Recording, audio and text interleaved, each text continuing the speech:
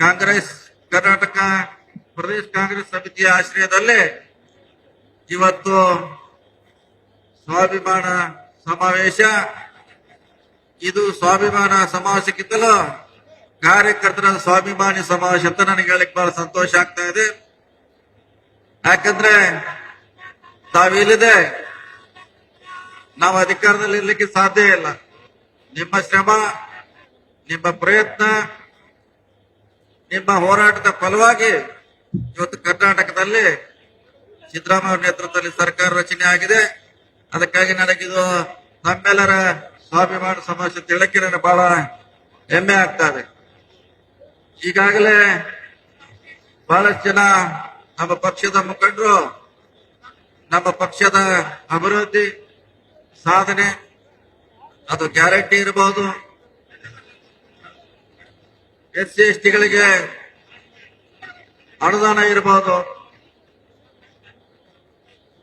ಒಟ್ಟಾರೆ ಆಗಿರುವಂತಹ ಈ ರಾಜ್ಯದ ಅಭಿವೃದ್ಧಿ ಇರಬಹುದು, ಗ್ಯಾರಂಟಿಗಳಿರಬಹುದು, ಇವೆಲ್ಲ ಸಿದ್ದರಾಮಯ್ಯ ನೇತೃತ್ವ ಸರ್ಕಾರ ಈ ರಾಜ್ಯದ ಜನತೆಗೆ ಕೊಡುವಂತ ಪ್ರಾಮಾಣಿಕ ಪ್ರಯತ್ನ ಮಾಡಿದೆ.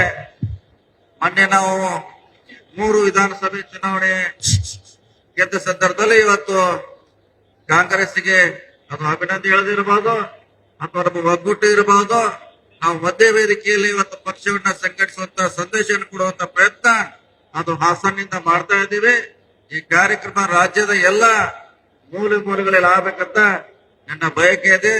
ಎಲ್ಲಿವರೆಗೆ ನಾವು ಕಾರ್ಯಕರ್ತರು ಕೆಲಸ ಮಾತ್ರ ಪಕ್ಷದ ಪರವಾಗಿ, ಅಲ್ಲಿವರೆಗೆ ಪಕ್ಷ ಖಂಡಿತವಾಗಿ ಗಟ್ಟಿಯಾಗಿರ್ತದೆ. ತಮ್ಮನ್ನು ಕೂಡ ನಮ್ಮ ಪಕ್ಷ ಅಷ್ಟೇ ಗೌರವದಿಂದ, ಅಷ್ಟೇ ಸ್ವಾಭಿಮಾನದ ನೋಡುವಂತ ಪ್ರಯತ್ನ ಕೂಡ ನಮ್ಮ ಪಕ್ಷ ಮಾಡಬೇಕಂತ ನಾನು ಪಕ್ಷದಲ್ಲಿ ಕೂಡ ವಿನಂತಿ ಮಾಡ್ತಾ ಇದ್ದೇನೆ. ನಮ್ಮನ್ನ ಬಹಳ ಗೌರವಯುತವಾಗಿ ಕಾಣಬೇಕಾಗಿದೆ.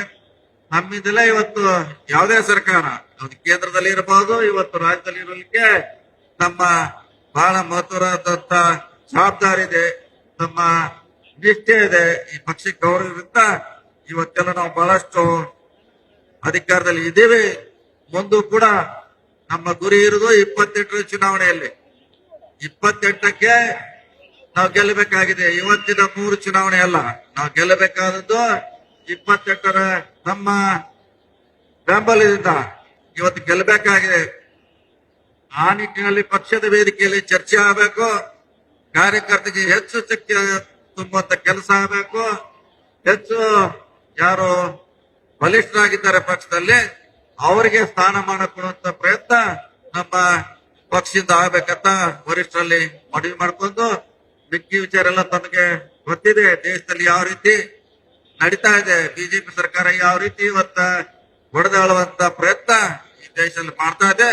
ಕಾಂಗ್ರೆಸ್ ಪಕ್ಷ ಅದನ್ನ ಒಗ್ಗೂಡಿಸುವಂತ ಪ್ರಯತ್ನ ನಮ್ಮ ಮೂಲಕ ಮಾಡಲಿ ಅನ್ನೋ ಮಾತನ್ನು ಹೇಳುತ್ತಾ, ನಮ್ಮ ಗುರಿ, ನಮ್ಮ ಲಕ್ಷ್ಯ 28ರ ವಿಧಾನಸಭಾ ಚುನಾವಣೆಗೆ ಇರ್ಲಿ ಅನ್ನೋ ಮಾತನ್ನ ಹೇಳುತ್ತಾ, ನಮ್ಮ ಆಶೀರ್ವಾದ ಆ ಚುನಾವಣೆಯಲ್ಲಿ ಹೆಚ್ಚಬೇಕಂತೇಳಿ ನನ್ನ ಮಾತು ಮುಗಿಸು. ನಮಸ್ಕಾರ ಎಲ್ಲರಿಗೂ.